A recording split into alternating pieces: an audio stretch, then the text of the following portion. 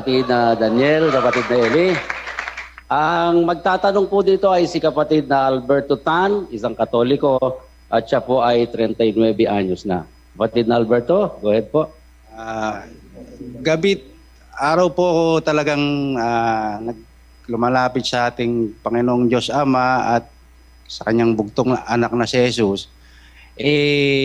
Sa akin pong paglapit, lagi po akong nagsa-sign of cross. Yun po ba dapat po ba sa ating paglapit kailangan po bang mag-sign of cross? Alam mo, kapatid na Alberto, salamat sa iyong pagdalo at salamat din sa iyong tanong. Magkakaroon ako ng opportunity na maiparinig yung aral ng Biblia sa mga taong bukod sa iyo. Unang-una yung sign of the cross, wala sa Biblia yun. Alam mo, kaya nga mayroong Biblia, yun ang batayan natin ng paglilingkod sa Diyos. Lahat kasi ng gagawin natin, mayroong batayan, mayroong definite na batayan. Mag-aaral ka ng batas, ang pag-aaralan mo yung Book of Law. Maaring national, local, o international law. Mag-aaral ka ng inhinyero, meron kang pag-aaralang mga aklat, yung mga batas ng physics at saka yung mga batas ng matematika. Kasama na rin yung 1 plus 1 equals 2, 2 plus 2 equals 4. Ayon. Merong mga batayan lahat yan. Merong definite na karunungan ang abugasya. Pag nag-aaral ka ng abugasya, meron kang ang mga gobyerno, meron silang itinatadhanang mga aklat na pagbabatayan ng karunungang ituturo sa estudyante ng alinmang sangay ng karunungan. Ngayon, pagdating sa relihiyon, 98% ng lahat ng naniniwala sa Diyos nagbabatay sa Biblia. 98, 95, palagay mo ng 90 nang naniniwala sa Diyos. Mayroon kasing mga taong hindi naniniwala sa Diyos Yung mga ateista, yung mga libre pensador, yung mga free thinkers, hindi naniniwala sila sa Diyos. Pero yung mga lahat ng naniniwala sa Diyos, pag samasamahin mo, 90% ron, Biblia ang ginagamit na batayan. Ngayon, ang Biblia, ginagamit na batayan sa instruksyon ng Diyos na kung mag-aaral tayo ng pananampalataya, dapat yung batayan natin nakasulat lahat. Walang galing sa utak ng ministro. Dapat nakasulat. Basahin natin ang 4:6 ng unang Korinto. Ang mga bagay ngang ito, mga kapatid, ay inianyo ko sa halimbawa sa aking sarili at kay Apolos dahil sa inyo, upang sa amin ay mga tuto kayo na huwag magsihigit sa mga bagay na nangasusulat, upang ang sino man sa inyo ay huwag magpalalo ang isa laban sa iba. Pansin mo yung salita ni San Pablo, upang sa amin ay mga tuto kayo na huwag magsihigit sa mga bagay na nangasusulat. Ang disiplina ng pagkatuto kung alin yung nakasulat. Ayon. Dapat kung alin ang nakasulat, yon ang paniniwalaan mo. Yon ang matututuhan mo. Kasi yung nakasulat, yon ang utos ng Diyos. 14:37 ng unang Korinto.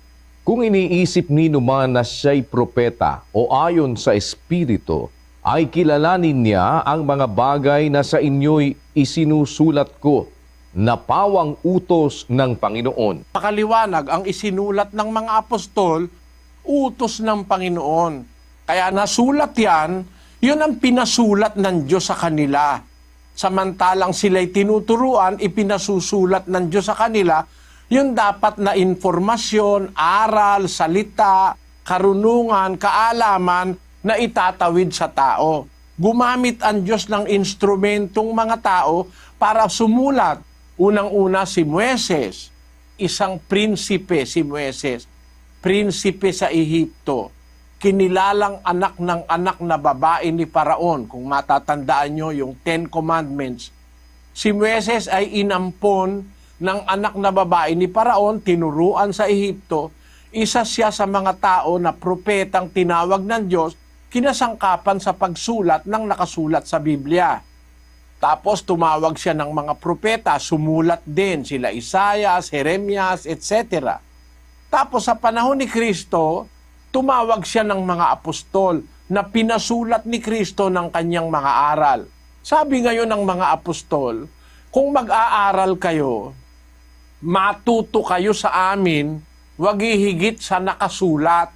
Dapat kung alin yung nakasulat, yun ang matutuhan natin. Pag hindi nakasulat, hindi kasama yun sa dapat nating tanggapin. Kasi hindi yun ipinasulat ng Diyos eh. Hindi yun sinabi ng Diyos. Alam nyo, sa mundo, ang isang totoong dapat maintindihan ng tao.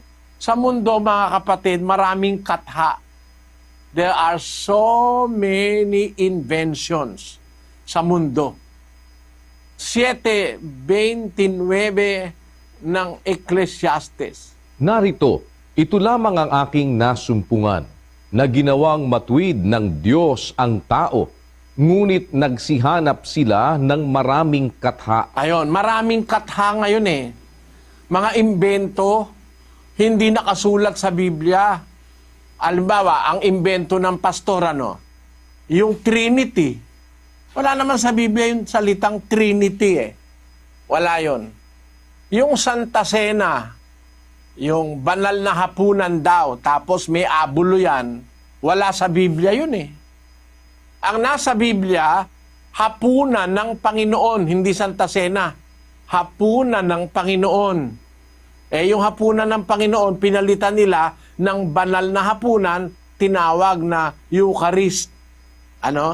Wala naman sa Biblia yung inimbento na yun eh, na Eucharist, na papakainin ka, tapos hindi ka papainumin. Meron ba namang pagkain walang inom? Kakain, iinom. Ba't ikaw hindi ka pinainom? Ang sabi ni Kristo, kainin, tapos uminom. Talagang natural yung pagkakumain, iinom. Bakit yung mga pinakaing membro hindi pinainom? Kulang. Wala sa nakasulat yon. Kaya kailangan matuto tayo, wag hihigit sa nakasulat. Ibig sabihin nung wag hihigit sa nakasulat, eksakto. Kung ano talaga yung nakasulat, yun ang matutunan natin. Ngayon, hindi mahirap ngayon hanapin sa Biblia. Meron ng computer kasi eh. Tingnan mo, pagka nag-ano ka sa Facebook, bilyon-bilyon ng tao sa Facebook eh, no? Pero pagka nag-click ka ng pangalan, agad-agad nakikita yung pangalan sa Facebook eh. Ganon din sa Biblia. Napaka-liit ng Biblia kung ikukumpara sa record ng bilyon-bilyon tao sa mundo ngayon na gumagamit ng internet at saka Facebook. Bilyon-bilyon ng tao sa internet eh. Pero madaling makita. Kaya sa Biblia, madali mong makita ngayon, meron bang sign of the cross?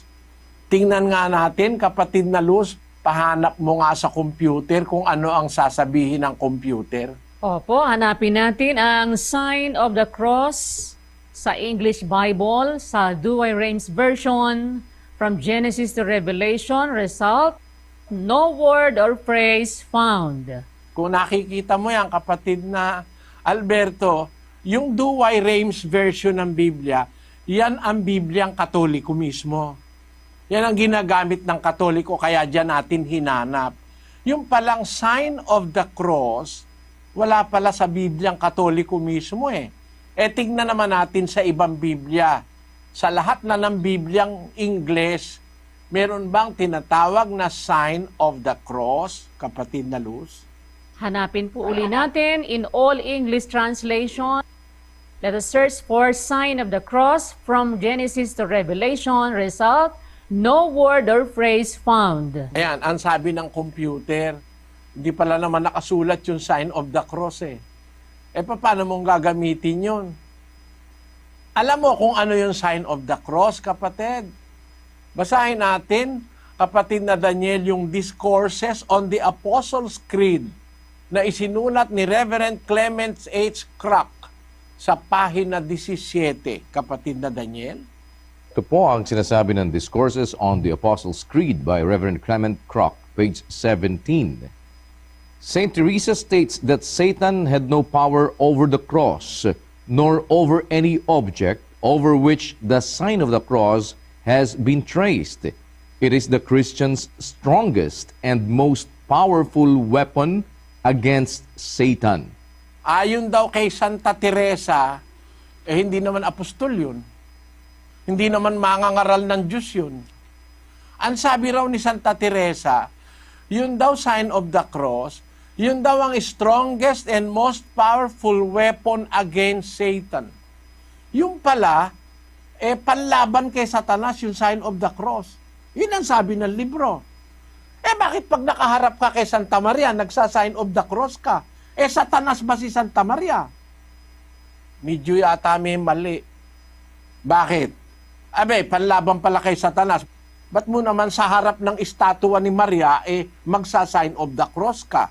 Bakit pagpasok sa simbahan, yun pala'y panlaban kay Satanas yung sign of the cross? Bakit ginagamit mo sa harap ng altar? May Satanas ba sa altar? Mag-isip ka, kapatid na ha? Ito pa ang panalangin, hindi namin ito inimbento. Ito'y isinulat sa maikling katisismo, kapatid na Daniel. Ito po ang maikling katisismo, pahina 3, may nihilabstat ni J.C. Abriol at imprimatur ni Hernando Antiporda, printed and published by Catholic Trade, Manila Incorporated. Ang tanda ng Santa Cruz. Ang tanda ng Santa Cruz ang ipag-adyam mo sa amin, Panginoon naming Diyos, sa mga kaaway namin. Ang tanda pala ng Santa Cruz, pang-adya sa kaaway. Magkapareho.